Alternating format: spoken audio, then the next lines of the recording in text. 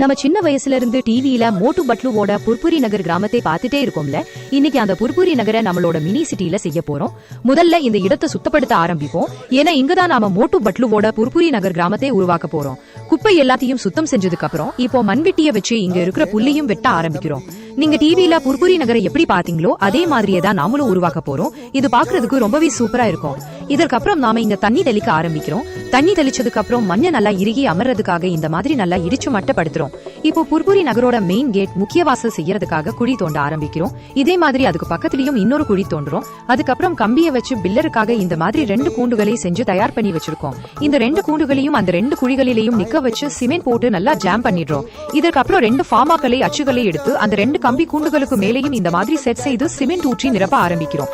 ஆமா ஃப்ரெண்ட்ஸ், சின்ன வயசுல மோட்டு பட்லு சீரியல் யார் யாருக்கெல்லாம் பிடிக்கும், இல்ல இப்போ யாருக்கெல்லாம் பிடிக்குங்கிறத கண்டிப்பா கமெண்ட்ல சொல்லுங்க. நீங்க இந்த புர்புரி நகர் கிராமம் முழுசா உருவாகிறத பார்க்கணும்னு நினைச்சீங்கன்னா எங்களை கண்டிப்பா ஃபாலோ பண்ணிக்கோங்க. இதோ பாருங்க, 2 பில்லரையும் நாம சூப்பரா செஞ்சு முடிச்சாச்சு. அடுத்த வீடியோவில் புர்புரி நகரோட இந்த மெயின் கேட்டை முழுசா செஞ்சு உங்களுக்கு காட்டுகிறோம்.